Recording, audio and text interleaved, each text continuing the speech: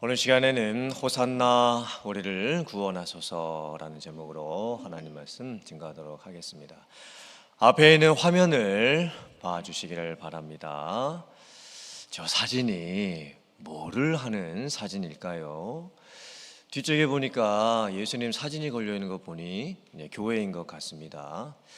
사람들이 얼굴 전체를 다 헝겊으로 가리고 있습니다. 그리고 나뭇잎이 붙은 가지로 엮은 관을 또 머리에 쓰고 있습니다. 또 자주색으로 된 옷을 지금 입고 있죠. 아마 예수님 흉내를 지금 내고 있는 것 같습니다. 왜 저러고 있는 걸까요? 자, 다음 화면 보여주시길 바랍니다. 저렇게 예수님처럼 이제 자기가 이제 됐다고 생각을 하고 그 다음에 이제 누워가지고 다른 사람들이 채찍으로 이제 내리치게 됩니다. 그 채찍 끝에 날카로운 쇠붙이들이 붙어 있기 때문에 이제 살이 막 뜯겨 나가고 이제 피가 나고 또 땀하고 또 엉겨붙기 시작을 하는 거죠. 그래서 나중에 이제 저 자주색 옷을 이제 벗고 나면 이제 저렇게 되어 있는 거예요. 등의 모습이 다 젊은 사람들입니다. 왜냐면 나이 많은 분들이 저렇게 채찍에 맞았다가는 큰일 날 수도 있으니까 다 젊은 사람들이 저렇게 하는 겁니다. 필리핀의 고난주간, 특별히 예수님이 돌아가신 이 금요일 날을 맞이해서 여러 지역에 있는 교회들에서 저런 모습들이 이제 재현이 됩니다. 다음 화면 한번 봐주시기 바랍니다. 특별히 필리핀 주에 팜팡가우주 샌페드로 쿠투드말이라고 있는데 거기에서는 자기가 예수님이 되어서 실제로 십자가에 못 박히게 되는 것을 연출하는 행사를 이제 갖게 됩니다. 예수님처럼 고난을 받기로 자원을 한 사람들이 출발 지점에서부터 이제 옷이 벗겨지고 실제 채찍으로 이제 맞습니다. 무거운 십자가를 지고 가다가 넘어지기도 하지요. 그리고 이 행사의 클라이막스는 정말 사람들이 예수님이 십자가에 달리신 것처럼 저렇게 십자가 위에 달리는 것입니다. 그리고 실제로 한 3인치 정도 되는 얇은 못을 진짜로 자기 손에다가 박게 됩니다. 그러니까 엄청난 고통과 극한의 힘겨움을 경험을 하게 되는 것이죠. 그리고 저것을 보기 위해서 많은 사람들이 몰려오게 됩니다. 필리핀 국내뿐만이 아니라 주변 이웃 국가에서 약 2만 명의 관광객이 모인다고 합니다. 우리가 살고 있는 이 가디나 총 인구가 6만 명입니다. 그러니까 2만 명이 모였다는 것은요, 가디나 이 인구의 3분의 1이 지금 모여서 저거를 지금 보고 있다는 거예요. 자, 한편으로는 좋은 점도 있습니다. 왜냐하면 예수님의 고난에 동참하고 싶은 그 마음은 충분히 이해가 됩니다. 그런데 다른 한편으로는 문제가 더 많이 있습니다. 왜냐하면 저 체험을 하려고 하는 사람들이 너무나 많이 이제 몰리게 되다 보니까 제비를 뽑아가지고 이제 돈을 받고 저 예수님처럼 되어서 십자가에 못 박히게 되는 거예요. 그리고 십자가에 못 박히게 되면서 실제로 못을 자기 손에다가 박기 때문에 고통이 너무 심하죠. 그러면 그때 이제 필리핀은 캐톨릭 국가니까 뭐 세인트들, 성인들을 이제 믿습니다. 그럼 이제 신비로운 어떤 체험 같은 것들을 이제 기대하게 되는 것이죠. 시에서도 저것을 관광 상품으로 만들어서 그리고 지원금까지 주게 됩니다. 그리고 여러 마을들이 경쟁적으로 어떻게 하면 저 예수님이 십자가에 달려 죽으시는 모습을 연출할 수 있을까 경쟁을 하게 됩니다. 어떻게 하면 더 극적으로, 어떻게 하면 사람들이 다 볼 수 있게 저렇게 할 수 있을까? 그래서 십자가가 쇼가 되어가고 있고 십자가가 서커스가 되어가고 있습니다. 심지어 필리핀 캐톨릭 천주교 사제단이 저것은 천주교에서도 저렇게 원하는 것이 아니다, 저것은 성경적이지 않다, 저것을 멈추어라, 이렇게 권고를 했음에도 불구하고 필리핀에는 이 천주교하고 뭐 토속 종교하고 다 섞여가지고 이제 이상한 그런 종교들이 형성이 되어 있기 때문에 여전히 지금도 저렇게 십자가에 저는 연출 행사를 하고 있습니다. 예수님께서 세상에 오시고 십자가에서 죽으시기까지의 과정을 살펴보면 예수님이 정말 보여주시기를 원하셨던 모습하고 사람들이 예수님께 기대했던 모습하고 많은 차이가 있는 것 같습니다. 지금 많은 사람들이 예수님의 십자가의 의미를 잘 몰랐습니다. 오늘날도 마찬가지입니다. 많은 사람들이 성경에서 말씀하는 예수님의 오심과 죽으심의 의미보다는 자신들이 만들어 놓은 역사, 전통, 문화 속에서 예수님의 죽음을 이해하고 받아들이고 있습니다. 그래서 필리핀과 같은 나라에서는 예수님의 진짜 의도와는 상관이 없이 예수님이 만들어 놓은 저런 허상과 같은 모습이 연출이 되게 되는 겁니다. 근데 오늘 성경 말씀을 보면요, 필리핀에서 지금 일어나고 있는 이런 상황들이 예수님 당시에도 똑같이 연출되었던 것을 보게 됩니다. 예수님께서 이제 예루살렘에 입성을 하시게 됩니다. 그때 사람들이 팜추리 나무, 종려나무 가지를 길가에도 깔고 또 손에다가 들고 예수님을 열렬히 환영을 하게 되죠. 그래서 그 날을 종려주일이라고 하면서 그리스도인들이 지키고 있습니다. 그런데 예수님께서 종려주일날 예수님께서 사람들에게 보여주시기 원했던 모습하고 사람들이 예수님을 바라보면서 예수님께 기대했던 모습하고 너무나 큰 차이가 있었다는 것을 보게 됩니다. 그래서 오늘 말씀을 통해서 정말 우리는 어떤 예수님을 만나야 할까? 나는 어떤 예수님을 바라보아야 할까? 나는 어떤 예수님을 고백해야 할까? 이것을 묵상하면서 함께 은혜를 나누기를 원합니다. 자, 오늘 말씀을 보면 예수님께서 제자들과 함께 예루살렘으로 가고 계셨습니다. 그리고 벳바게라고 하는 마을 근처까지 오셨습니다. 예수님께서 2명의 제자를 보내면서 이렇게 말씀을 하십니다. 너희들이 벳바게라고 하는 마을에 들어가게 되면 어느 집에 나귀와 나귀 새끼가 함께 묶여 있는 것을 보게 될 것이다. 그러면 그 나귀와 나귀 새끼를 풀어서 나에게 가지고 와라. 이 말씀부터 좀 특이하죠. 아니, 남의 집에 가서 나귀와 나귀 새끼를 훔쳐오라고 하시는 건지, 아니 그냥 가져오라고 하시는 말씀이 이게 무슨 의미일까요? 그리고 당연히 주인이 묻겠죠. 아니 당신들이 누구인데 우리 집에 와서 내 허락도 없이 나귀와 나귀 새끼를 가져가려고 하는 것이냐.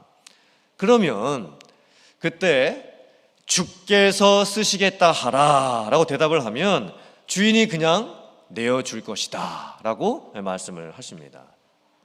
사실 이 상황도 말이 되지가 않는 상황이죠.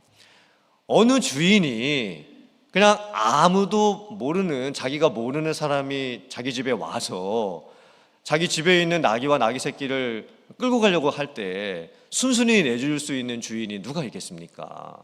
그리고 주가 쓰시겠다 하라라고 말을 들었을 때 뭐 주가 누구인지 어떻게 이해할 수가 있겠습니까? 예수님께서 이 나귀와 나귀 새끼를 준비케 하시는 이 모습을 보면 이 모든 일들이 하나님의 완벽한 섭리 안에서 일어나고 있음을 보게 됩니다. 예수님께서는 벳바게의 어느 집에 나귀와 나귀 새끼가 묶여 있다라는 것을 이미 알고 계셨습니다. 그리고 나귀 주인은 주가 쓰시겠다라는 그 말을 들었을 때 그 주를 예수님으로 인식을 하게 됩니다. 이것도 하나님의 섭리죠. 즉 우리는 이 나귀가 준비되어 가는 모습을 통해서 하나님께서 예수님을 통해서 이루시기를 원하시는 구원이 정확하게 그 뜻 안에서 이루어지고 있다는 것을 깨닫게 됩니다. 성경에는 예수님께서 앞으로 오실 것이다, 예수님께서 십자가에서 죽으실 것이다, 예수님께서 다시 부활하실 것이다 라고 하는 많은 메시아 예언이 기록되어 있었습니다. 장차 메시아 그리스도 구원자가 오면 어떤 성경 말씀이 그대로 성취가 될 것인지에 대해서 다 기록이 되어 있었습니다. 그런데 예수님께서 나귀 새끼를 타시고 예루살렘에 입성하시게 되시는 것도 구약 성경에 이미 예언이 되어 있었습니다. 화면 보시고 스가랴서 9장 9절 이하의 말씀 같이 한번 봉독해 보겠습니다. 시작. 시온에 따라 크게 기뻐할지어다. 예루살렘에 따라 즐거이 부를지어다. 보라, 네 왕이 네게 임하시나니 그는 공의로우시며 구원을 베푸시며 겸손하여서 나귀를 타시나니 나귀의 작은 것 곧 나귀 새끼니라. 아멘. 너무 놀랍지 않습니까? 예수님이 오시기 전 500년 전에 하나님께서 스가랴 선지자를 통해서 장차 메시아 그리스도 구원자가 오시게 되면 그가 나귀 새끼를 타게 될 것이다 라는 말씀을 기록해 놓았습니다. 겸손의 모습으로 오시는 예수님에 대해서 말씀을 하고 있지요. 지금 예수님께서는요, 하나님의 아들로서 세상에 오셨습니다. 만왕의 왕으로서 이 세상에 오셨습니다. 그런데 그 왕 중의 왕 되신 예수님께서 나귀 새끼를 타고 예루살렘에 들어가시게 되는 거예요. 사실 이 모습은 말이 되지 않는 모습입니다. 인간의 역사 속에서 왕이나 장군들이 전쟁에서 승리하고 돌아왔을 때에 승리의 개선 행진을 하게 되지요. 그때 아주 좋은 말을 타고 또 화려한 마차를 타게 됩니다.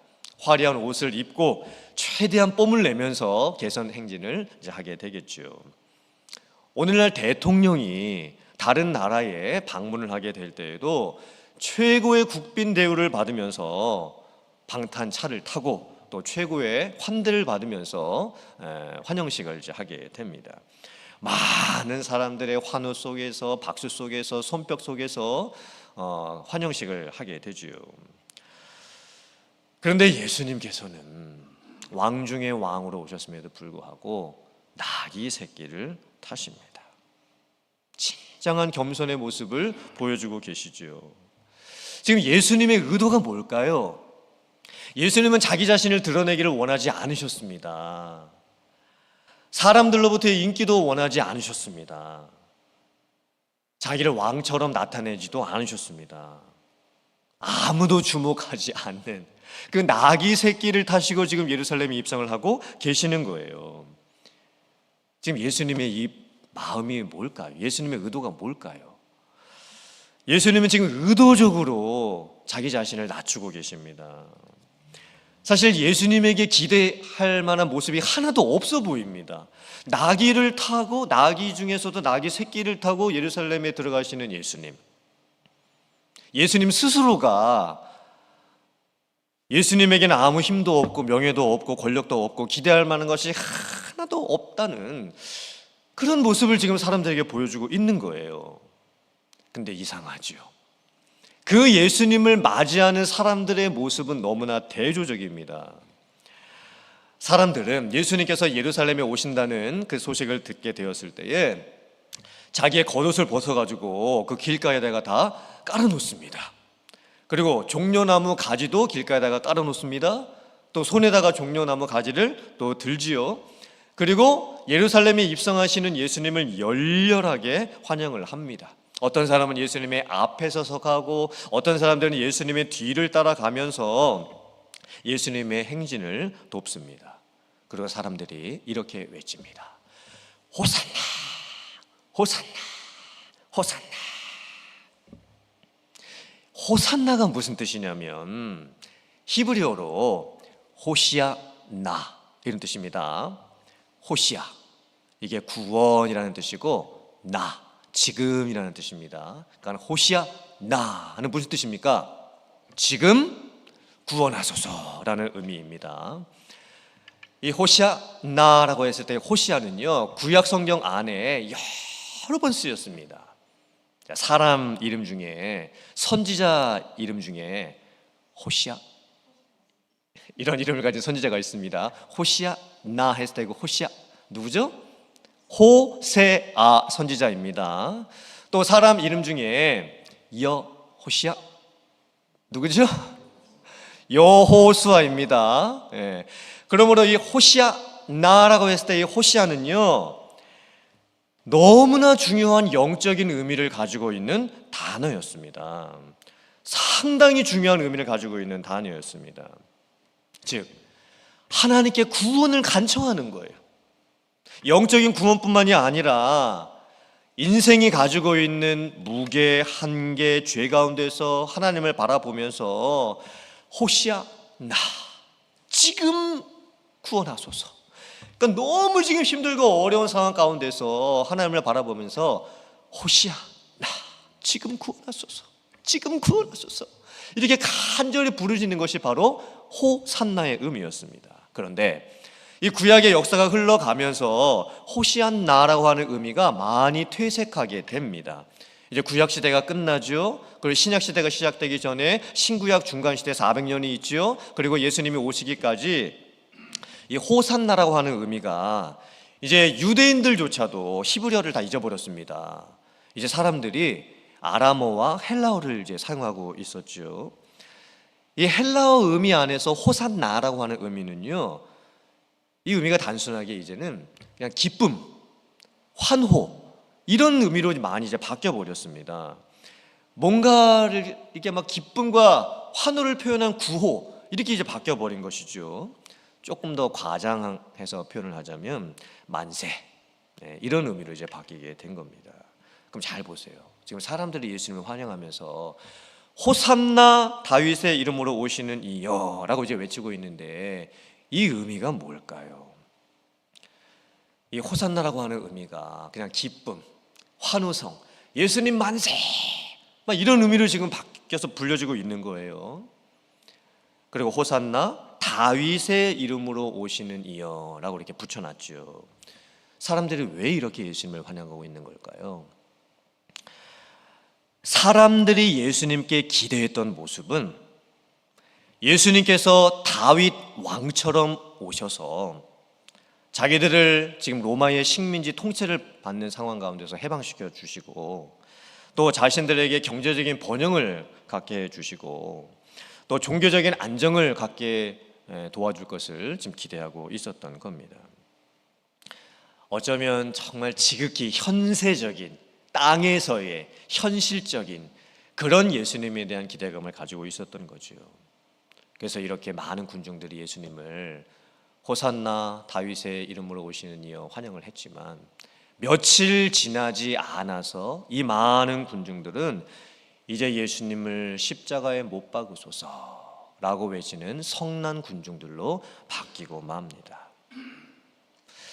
자, 예수님이 보여주기를 원하셨던 예수님의 모습하고 사람들이 예수님께 기대했던 모습하고 정말 달라도 너무나 달랐습니다.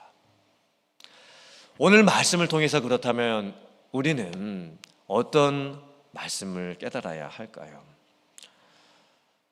오늘 말씀을 통해서 우리들은 정말 예수님께서 우리에게 보여주시를 원하셨던 그 예수님의 모습을 우리들이 볼 수 있어야 합니다.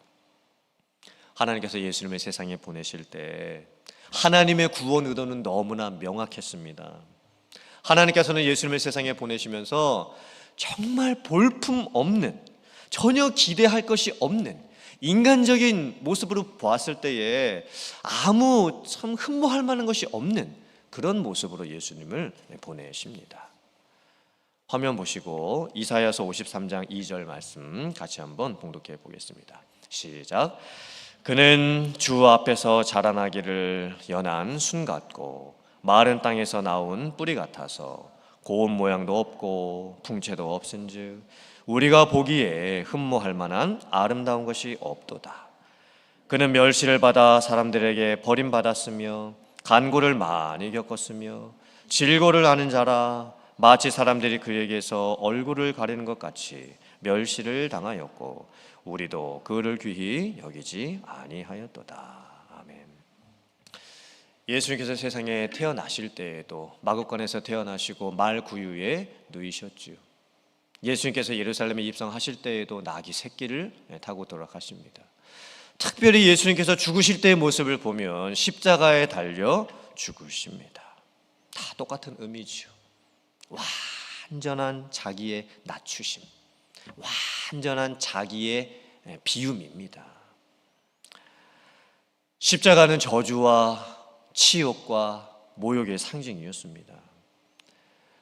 십자가를 달린 사람을 보면서 필리핀에서처럼 막 사람들이 그것을 보기 위해서 몰려들고 카메라를 가지고 사진을 찍는 이런 모습은 절대 있을 수가 없는 모습입니다. 더욱이 내가 마치 예수님이 된 것처럼 흉내를 낼 수도 없는 상황입니다. 십자가에 달리시는 예수님과 그 과정의 모습을 보면요, 이거는 누군가에게 보여주기 위한 그런 쇼가 절대로 아니었습니다. 저와 여러분들의 죄를 용서하시기 위해서, 우리의 죄를 담당하시기 위해서, 우리를 구원하시기 위해서 예수님께서는 하늘 보좌를 버리시고 이 땅에 오셨고 정말 자기를 낮추셨고 왕 중의 왕으로 이 세상에 오셨지만 정말 겸손의 모습으로 십자가를 지고 나가셨습니다. 이 모습이 예수님께서 우리에게 보여주시길 원하셨던 진짜 예수님의 모습입니다. 이 모습을 깨닫고 정말 주님께서 우리에게 보여주셨던 그 십자가를 지고 가셨던 그 길을 따라갈 수 있는 우리들이 되어야 될 줄 믿습니다. 주님 따라갈 수 있는 우리들의 모습이 우리의 삶 가운데서 드러나기를 원합니다. 또 우리는 진짜 호산나에 담겨져 있는 그 의미를 고백할 수 있어야 합니다. 지금 사람들은요, 예수님을 호산나라고 환영을 했지만 이 호산나의 의미는 그냥 기쁨, 환호, 만세 이런 의미였었죠. 그런데 구약 시대에 하나님께서 정말 이 구약 성경을 통해서 주셨던 그 호시안나의 의미는 완전히 달랐습니다. 지금 구원하소서. 이 단어에는 지독한 삶의 현실을 살아가고 있는 인간의 그 깊은 절망 속에서 하나님의 은혜를 간절히 소망하고 바라보는 엄청난 영적인 의미와 또 절박한 고백이 담겨 있습니다. 화면 보시고 시편 118편 5절과 또 몇 개 구절 제가 골랐는데 특별히 25절 말씀을 잘 보시고 같이 봉독해 보겠습니다. 시작. 내가 고통 중에 여호와께 부르짖었더니 여호와께서 응답하시고 나를 넓은 곳에 세우셨도다. 여호와께 피하는 것이 사람을 신뢰하는 것보다 나으며 그들이 나를 애워싸고 애워쌌으니 내가 여호와의 이름으로 그들을 끊으리로다. 여호와께서 나를 심히 경책하셨어도 죽음에는 넘기지 아니하셨도다. 여호와여 구하옵나니 이제 구원하소서. 여호와여 우리가 구하옵나니 이제 형통하게 하소서. 아멘. 25절에 나오는 이제 구원하소서, 이 의미가 뭐라고요? 호시안나입니다. 호시안나, 이제 구원하소서. 근데 잘 보세요. 이 시편 118편을 가만히 묵상을 해보면요, 이제 구원하소서라는 이 의미가 얼마나 절박한 상황 가운데 나오는 그런 절규와 같은 부르짖음인지 모릅니다. 지금 삶에 엄청난 고통이 찾아왔습니다. 견디기 힘든 삶의 순간들이 지금 찾아왔습니다. 넘어질 것 같고 쓰러질 것 같습니다. 사람을 신뢰했는데 그 사람이 나를 배신을 합니다. 정말 그 사람만큼은 나를 도와줄 줄 알았는데 정말 믿었던 사람으로부터 사람의 상처를 받습니다. 의지할 만한 사람, 내 마음을 나눌 만한 사람, 그런 사람을 찾기가 너무 어려운 거예요. 지금 주변에 적들이 나를 둘러싸고 애워쌌습니다. 지금 내 인생의 사방에서 어떤 일들이 지금 벌어지고 있는데 지금 나를 삼키기 위해서 어떤 사람들과 어떤 일들이 달려들고 있는 상황입니다. 사방이 완전히 포위를 당해 있습니다. 뭘 어떻게 해야 될지 모르는 그런 상황입니다.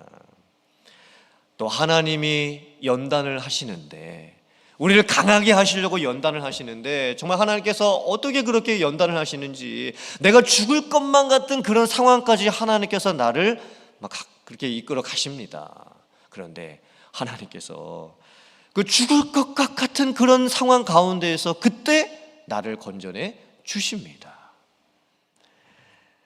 이런 인생의 절박한 상황 가운데서 나오는 것이 호시안 나입니다. 호시아, 구원하소서. 나 이제, 하나님 이제 구원하소서. 하나님 더 이상은 제가 견디고 또 이거를 해내기가 너무나 어렵습니다. 하나님 제가 정말 넘어지고 쓰러지고 이는 죽을 것 같습니다. 하나님 이제 도와주시옵소서. 이렇게 외치는 것이 호시안 나의 의미였던 거예요. 이 호산나라고 하는 이 부르짖음이 여러분들에게 있으시기를 주님의 이름으로 축원합니다. 아무리 힘들고 아무리 어렵고 아무리 정말 죽을 것 같은 상황 속에서도 호산나 이제 구원하소서 이렇게 우리가 하나님 앞에 부르짖게 된다면 하나님께서 반드시 우리의 간구를 들으시고 응답해 주실 줄 믿습니다. 자기 만족이나 자기 유익을 위해서 군중 가운데서 다른 사람들이 하는 것처럼 똑같이 호산나 이렇게 부르짖는 것이 아니고 정말 내 인생의 깊은 절망 속에서 하나님밖에는 나의 도움 되실 분이 없다라고 하는 것을 고백을 하면서 모든 것을 주님 앞에 의탁하고 맡기면서 호산나 부르짖는 우리들이 되어야 될 줄 믿습니다. 그때 반드시 하나님께서 우리들의 그 기도를 들으시고 응답해 주십니다. 이런 믿음의 삶을 살아갈 수 있는 여러분들 다 되실 수 있기를 주님의 이름으로 축원합니다. 아멘.